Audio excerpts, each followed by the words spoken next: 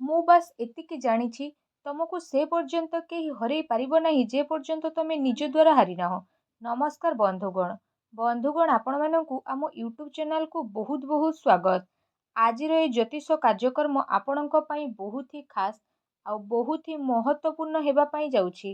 କାରଣ ଯଦି ଆମେ ଆଜି ଆପଣମାନଙ୍କୁ କହିବୁ କି ଆପଣଙ୍କ ପାଇଁ ବିଶେଷ ଭାବରେ ଏପ୍ରିଲ 2024ଟି କିପରି ସାବ୍ୟସ୍ତ ହେବ, ଏପ୍ରିଲ 2024ର ମାସିକ ରାଶିଫଳ କିପରି ରହିବ, ମନ୍ଥଲି ପ୍ରେଡିକ୍ସନ୍ କିପରି ରହିବ, ନା କେବଳ କିଛି ରହିବ ସମ୍ପୂର୍ଣ୍ଣ ଇନଫର୍ମେସନ୍ ଆମେ ଆପଣଙ୍କୁ ଦେବୁ।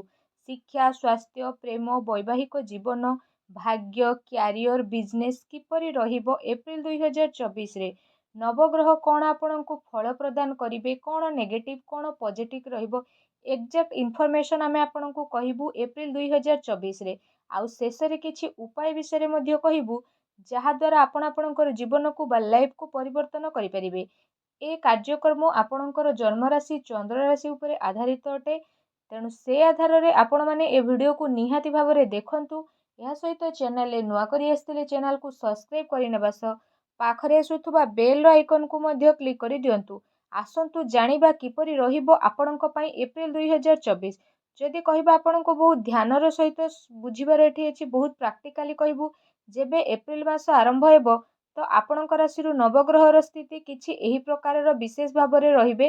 ତ ନିହାତି ଭାବରେ ଆପଣମାନେ ଦେଖନ୍ତୁ, ଯେମିତିକି ଆପଣଙ୍କର 7th ହାଉସରେ ସପ୍ତମ ଭାଗ ହୋଇଥାଏ ଶନି ମଙ୍ଗଳଙ୍କର, ଆପଣଙ୍କର 2nd ହାଉସରେ କେତୁ, ଅଷ୍ଟମରେ ସୂର୍ଯ୍ୟ, ଶୁକ୍ର, ରାହୁ, ଆପଣଙ୍କର 9th ହାଉସରେ ଗୁରୁ। ଯଦି ଏଠି ଆମେ ଆପଣମାନଙ୍କୁ ବିଶେଷ ଭାବରେ ଏଠି କହିବୁ ତ ସବୁଠାରୁ ପ୍ରଥମେ ଆପଣଙ୍କ ସ୍ୱାସ୍ଥ୍ୟ ବିଷୟରେ କହିବୁ କି ହେଲ୍ଥର ସ୍ଥିତି କିପରି ରହିବୁ। ହେଲ୍ଥର ସ୍ଥିତି ବିଷୟରେ କହିବା ତ ସୂର୍ଯ୍ୟ ଅଷ୍ଟମ ଭାଗରେ ଯେହେତୁ ଆପଣଙ୍କର ରହିଛନ୍ତି ତ ବିଶେଷ ଭାବରେ 14 ଏପ୍ରିଲ ପର୍ଯ୍ୟନ୍ତ ରହିବେ ଆପଣଙ୍କର 9th ହାଉସରେ। ତ 13 ଏପ୍ରିଲ ପର୍ଯ୍ୟନ୍ତ ବିଶେଷ ଭାବରେ ଆପଣଙ୍କୁ ଆପଣଙ୍କ ସ୍ୱାସ୍ଥ୍ୟର ଧ୍ୟାନ ରଖିବାକୁ ପଡ଼ିବ। କାରଣ ସୂର୍ଯ୍ୟ 8 ହାଉସରେ ଅଛନ୍ତି ଆଉ ରାହୁ କେତୁଙ୍କ ସହିତ ରହିଛନ୍ତି। ତ କେଉଁଠି ନା କେଉଁଠି ଆପଣଙ୍କୁ ଧ୍ୟାନ ରଖିବାକୁ ପଡ଼ିବ। ତା ସହିତ ସୂର୍ଯ୍ୟ ଯେତେବେଳେ 9th ହାଉସକୁ ପ୍ରବେଶ କରିବେ ତ ସେତେବେଳେ ଆପଣଙ୍କର ସ୍ୱାସ୍ଥ୍ୟ ହେଲ୍ଥରେ ଯାହା ବି ଛୋଟ ମୋଟ ପ୍ରୋବ୍ଲେମ୍ ସବୁ ଚାଲୁଛି ସ୍ୱାସ୍ଥ୍ୟ ରିଲେଟେଡ୍ ସେ ସବୁ ଦୂର ହୋଇଯିବ। ଆପଣଙ୍କ ପାଠପଢ଼ା ବିଷୟରେ ଯଦି କହିବା ଫ୍ରେଣ୍ଡସ୍, ପଞ୍ଚମ ଭାଗ ଯେଉଁ ରହିଛି ବିଶେଷ ଭାବରେ ତ ଆପଣଙ୍କ ପାଠପଢ଼ାର ତ ପଞ୍ଚମ ଭାଗର ସ୍ୱାମୀ ବନନ୍ତି ଗୁରୁ। ଗୁରୁ ଆପଣଙ୍କ 9th ହାଉସରେ ବସିଛନ୍ତି। ତ ନବମ ଦୃଷ୍ଟିରେ ପଞ୍ଚମ ଭାଗକୁ ଯେହେତୁ ଦେଖୁଛନ୍ତି ବିଶେଷ ଭାବରେ, ତ ଗୁରୁ ଯେତେବେଳେ ନିଜ ଘରକୁ ଦେଖୁଛନ୍ତି, କେବେ ନିଜର ଗ୍ରହ ଯେତେବେଳେ ନିଜର ଘରକୁ ଦେଖିଥାଏ ତ ବହୁତ ଭଲ ସ୍ଥିତି ନିର୍ମାଣ ହୋଇଥାଏ। ତ ପଞ୍ଚମ ଭାଗକୁ ବହୁତ ହି ଷ୍ଟ୍ରଙ୍ଗ ବନେଇଥାଏ। ବିଶେଷ ଭାବରେ ଯଦି ଆମେ ଏଠି କହିବା ତ ଆପଣଙ୍କର ଯଦି କୌଣସି ଏକ୍ଜାମ ରହିଛି ଏପ୍ରିଲ ମାସରେ ବହୁତ ଭଲ ରହିବ। ତା ସହିତ 9th ହାଉସର ସ୍ଥିତି ମଧ୍ୟ ଆପଣଙ୍କ ପାଇଁ ବହୁତ ଭଲ ରହିବ। ଭାଗ୍ୟର ପୁରା ସାଥ ମିଳିବ। ଏହା ସହିତ ଯଦି ବିଶେଷ ଭାବରେ କହିବା କୌଣସି ବି କଥାରେ ନେଇକି ଆପଣ ଶନିଙ୍କ ସହିତ ରହିବେ, ରାହୁଙ୍କ ସହିତ ରହିବେ ତ ଆପଣଙ୍କର ପାଠପଢ଼ାର ସ୍ଥିତି ବହୁତ ଭଲ ରହିବ। 14 ଏପ୍ରିଲ ପରେ ଯଦି ଆପଣଙ୍କର ଗଭର୍ଣ୍ଣମେଣ୍ଟ ଏକ୍ଜାମ ରହିଛି ତ ବି ସେ ସବୁ ଭଲ ରହିବ। କାରଣ ସୂର୍ଯ୍ୟ ଆପଣଙ୍କର ଉଚ୍ଚରେ ରହିବେ ମେଷ ରାଶିରେ। ତ ଗଭର୍ଣ୍ଣମେଣ୍ଟ ଏକ୍ଜାମ ଦେବାକୁ ଚାହୁଁଛନ୍ତି, କୌଣସି ବି ଆଡ଼ମିସନ୍ ନେବାକୁ ଚାହୁଁଛନ୍ତି ତ ବି ସ୍ଥିତି ଭଲ ରହିବ। ଲଭ୍ ରିଲେସନସିପ୍ ବିଷୟରେ ଯଦି କହିବା ତ ପଞ୍ଚମ ଭାଗ ଲଭ୍ ରିଲେସନସିପ୍ରେ ହୋଇଥାଏ। ତ ପଞ୍ଚମେଶ ଆପଣଙ୍କର ଗୁରୁ ବୁଧଙ୍କ ସହିତ ଯେହେତୁ ରହିଛନ୍ତି ତ ଆପଣଙ୍କର କମ୍ୟୁନିକେସନର ସ୍କିଲ୍ ବହୁତ ଭଲ ରହିବ ବିଶେଷ ଭାବରେ। ତା ସହିତ ଯଦି କହିବା ତ ପ୍ରେମ ବିଷୟରେ ଯଦି ଏଠି କହିବା, ପ୍ରେମ ଦ୍ୱାରା ଆପଣ ନିଜର ନାମକୁ ନେଇକି ବହୁତ ଖୁସି ହେବେ। ଫିଲିଙ୍ଗସ୍ ୱାଇଜ୍ ଏସବୁକୁ ନେଇକି ବି ଆପଣ ବହୁତ ହି ଅଧିକ ଖୁସି ରହିବେ। ବହୁତ ଭଲ ଆଟାଚମେଣ୍ଟ ଆପଣଙ୍କ ଭିତରେ ଦେଖିବାକୁ ମିଳିବ। ତା ସହିତ ଏଠି ଯେଉଁ ଆପଣଙ୍କର ଫିଲିଙ୍ଗସ୍ ୱାଇଜ୍ ଆପଣଙ୍କର ଅଣ୍ଡରଷ୍ଟାଣ୍ଡିଂ ରହିବ ତ ସେସବୁ ଗୁରୁ ସହିତ ବୁଧ ରହୁଛନ୍ତି ତ କମ୍ୟୁନିକେସନ୍ ଆପଣଙ୍କର ବହୁତ ଭଲ ରହିବ। କେବଳ ଦୁଇଟି ଜିନିଷ ଉପରେ କଣ୍ଟ୍ରୋଲ ରଖନ୍ତୁ, ରାଗ ଆଉ ଜିଦି। ଏ ଦୁଇଟି ଜିନିଷ ଠାରୁ ଦୂରେଇକି ରୁହନ୍ତୁ। ବାକି ସ୍ଥିତି ଆପଣଙ୍କ ପାଇଁ ବହୁତ ହି ଭଲ ରହିବ। ରିଲେସନସିପ୍ ପୁରା ବଢ଼ିଆ ଭାବରେ ଆଗକୁ ଯିବ। କାରଣ ଏସବୁ ପାଇଁ ଆପଣଙ୍କ ଭିତରେ କଥାବାର୍ତ୍ତା ବନ୍ଦ ହୋଇପାରେ। ବୈବାହିକ ଜୀବନ ବିଷୟରେ କହିବା, ଯଦି ମ୍ୟାରେଡ୍ ଲାଇଫ୍ ବିଷୟରେ କହିବା ତ 7th ହାଉସ୍ ହୋଇଥାଏ ଆପଣଙ୍କର ମ୍ୟାରେଡ୍ ଲାଇଫ୍, ଯେଉଁଠି ଶନି ବିରାଜିତ ଅଛନ୍ତି। ତ ଶନି ମଧ୍ୟ 7th ଲର୍ଡ ଅଟନ୍ତି ଏଠି। ତ ଯଦି କହିବା କୌଣସି ବି ଗ୍ରହ ନିଜ ଘରେ ରହିଥାଏ ତାକୁ ଖରାପ ମନାଯାଏ ନାହିଁ। ତ ବିଶେଷ ଭାବରେ ଯଦି ଏଠି କହିବା ତ ଶନି ନିଜର ଘରକୁ ମଜବୁତ କରିବେ। ତା ସହିତ ମଙ୍ଗଳ ମଧ୍ୟ ଏଠି 7th 9th ଲର୍ଡ଼ ଯେହେତୁ ବନୁଛନ୍ତି ତ ଆପଣଙ୍କର ଲାଇଫ୍ ପାର୍ଟନରଙ୍କର ନେଚରରେ ବିଶେଷ ଭାବରେ ତାଙ୍କର ଟିକେ ଏଗ୍ରେସିଭ୍ ହୋଇପାରେ, କିନ୍ତୁ ତାଙ୍କ ନେଚର ଏମିତି ହେବ କି କିଛି ନା କିଛି ପରିବର୍ତ୍ତନ ହେବ, କ୍ୟାରିୟରରେ ପରିବର୍ତ୍ତନ କରିବେ, ବିଜନେସରେ ପରିବର୍ତ୍ତନ କରିବେ, ବହୁତ ବଡ଼ ବଡ଼ ଆଇଡ଼ିଆ, ବହୁତ ବଡ଼ ବଡ଼ ଡ୍ରିମ୍ସ ଆପଣଙ୍କର ଲାଇଫ୍ ପାର୍ଟନରଙ୍କ ନେଚରରେ ବିଶେଷ ରୂପରେ ଯଦି କହିବା ଦେଖିବାକୁ ମିଳିବ। ତ ମ୍ୟାରେଡ୍ ଲାଇଫ୍ର ସ୍ଥିତି ଆପଣଙ୍କର ବହୁତ ହି ଭଲ ରହିବ।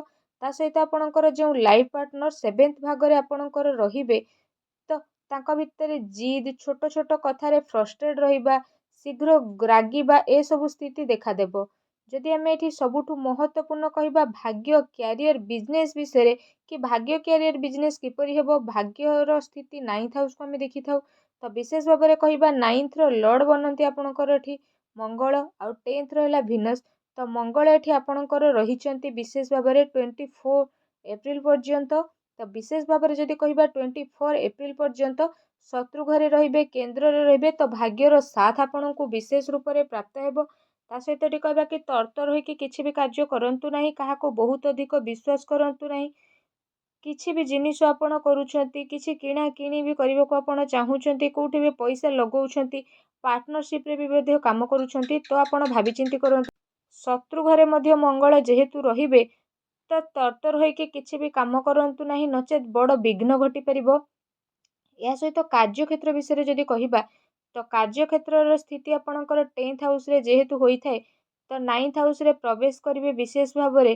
ତ ଶୁକ୍ରଙ୍କର ରାହୁଙ୍କ ସହିତ 8th ହାଉସରେ ଯେହେତୁ ଆସିବେ, ତ ଆପଣଙ୍କର କନଫିଡେନ୍ସ ଲେବୁଲ ତ ବଢ଼ିବ, କିନ୍ତୁ ଓଭର କନଫିଡେନ୍ସ ଆଦୌ ବି ଆପଣ କରନ୍ତୁ ନାହିଁ, ନଚେତ୍ ପ୍ରୋବ୍ଲେମ୍ ହେବ। ମୁଁ ଏହା କରିପାରିବି, ମୋ ଦ୍ୱାରା ଏହା ହିଁ ହେବ, ଏସବୁ ଯେଉଁ ଘମଣ୍ଡ ଆପଣ ଆପଣଙ୍କ ଠାରୁ ଦୂରେଇ ରଖନ୍ତୁ, ନଚେତ୍ ଆପଣ ହେଉଥିବା କାମ ମଧ୍ୟ ଆପଣଙ୍କର ବିଗିଡ଼ିବ। କାରଣ ଶୁକ୍ର ରାହୁ ସହିତ ଅଛନ୍ତି, ତ ରାହୁ ଆପଣଙ୍କ ଦିମାଗକୁ ଭ୍ରମିତ କରିବେ, କନଫ୍ୟୁଜନ ଦେଖାଦେବ, କାଫି ପ୍ରକାରର ସ୍ଥିତିରେ ପରିବର୍ତ୍ତନ ଆସିବ। ତେଣୁ ଆପଣ ସେ ସବୁରେ ଟିକେ ଦିଅନ୍ତୁ। ଅନ୍ୟ ଲୋକଙ୍କ କଥାରେ ଟିକେ ଆପଣ ନେଗେଟିଭିଟି ହେବେ, ବସ୍କୁ ନେଇକି ଚିଡ଼ଚିଡ଼ ହେବେ, ଆପଣଙ୍କ ମନରେ ମଧ୍ୟ ପରିବର୍ତ୍ତନ ହେବ। କାମ କାର୍ଯ୍ୟକୁ ନେଇକି ଆପଣ ଇଜିଲି ଆଗକୁ ବିଶେଷ ଭାବରେ ବଢ଼ିବ। କୌଣସି ବି ଟାସ୍କ ଆପଣଙ୍କ ପାଇଁ କଠିନ ଥିଲା, ତ ସେସବୁ ଆପଣଙ୍କ ପାଇଁ ଇଜି ହେଇଯିବ। ତା ସହିତ ସୂର୍ଯ୍ୟ ମଧ୍ୟ ଆପଣଙ୍କର ଉଚ୍ଚ ହେବେ। ତ 14 ଏପ୍ରିଲ ପରେ ଆପଣଙ୍କୁ ଆପଣଙ୍କ କାମ କାର୍ଯ୍ୟରେ ଆସାନୀରେ ଆପଣ ଆଗକୁ ବଢ଼ିବେ। କୌଣସି ବି କାର୍ଯ୍ୟ ଆପଣଙ୍କର ଅଟକିକି ରହିଛି, ତ ସେସବୁରୁ ଆଗକୁ ବଢ଼ିବେ। ଏହା ସହିତ ଯଦି ବିଜନେସ୍ ବିଷୟରେ କହିବା, ବିଜନେସ୍ର ସ୍ଥିତି ଆପଣଙ୍କ ପାଇଁ ବହୁତ ହି ଭଲ ରହିବ। ଶନି ଆପଣଙ୍କ ପାଇଁ ବହୁତ ହି ଭଲ ରହିବେ, କାରଣ 8th ହାଉସରେ ଯେହେତୁ ଆସିବେ, ତ ଛୋଟ ମୋଟ କମ୍ପ୍ଲିକେସନ୍ ଆପଣଙ୍କର ଦେଖାଦେବ, କିନ୍ତୁ ବାକି ସ୍ଥିତି ଭଲ ହେବ। ଚିନ୍ତାଧାରାରେ ମଧ୍ୟ ବହୁତ ବଡ଼ ପରିବର୍ତ୍ତନ ଆସିବ, କିଛି ନା କିଛି ଏ ମାସରେ ଆପଣ ବଡ଼ କରିବେ। ଏବେ ତ ସବୁକିଛି ଆମେ କହିଲୁ, ଏବେ ଉପାୟ ବିଷୟରେ କହିବୁ। ସୂର୍ଯ୍ୟଙ୍କ ବୀଜ ମନ୍ତ୍ରର ଜପ କରନ୍ତୁ। ଓଂ ହ୍ରାଂ ହ୍ରିଂ ସଂ ସୂର୍ଯ୍ୟାୟ ନମଃ ଏ ମନ୍ତ୍ର ଜପ କରନ୍ତୁ। ମଙ୍ଗଳଙ୍କର ବୀଜ ମନ୍ତ୍ରର ଜପ କରନ୍ତୁ। ତା ସହିତ ସକାଳୁ ପ୍ରତ୍ୟେକ ଦିନ ସୂର୍ଯ୍ୟଙ୍କୁ ଜଳାର୍ଘ୍ୟ ଅର୍ପଣ କରନ୍ତୁ। ଏହାଦ୍ୱାରା ସବୁ ନକାରାତ୍ମକ ଶକ୍ତିର ବିନାଶ ହେବ, ଆଉ ଆପଣଙ୍କୁ ଶୁଭ ଫଳ ମଧ୍ୟ ପ୍ରାପ୍ତି ହେବ। କେମିତି ଲାଗିଲା ଭିଡ଼ିଓ ଆମକୁ କମେଣ୍ଟ କରିକି ନିହାତି ଜଣାନ୍ତୁ। ଚ୍ୟାନେଲରେ ନ ଆସିଥିଲେ ଚ୍ୟାନେଲକୁ ସବସ୍କ୍ରାଇବ୍ କରନ୍ତୁ, ଆଉ ପାଖରେ ଥିବା ବେଲ୍ ଆଇକନ୍କୁ ବି କ୍ଲିକ୍ କରନ୍ତୁ। ଧନ୍ୟବାଦ।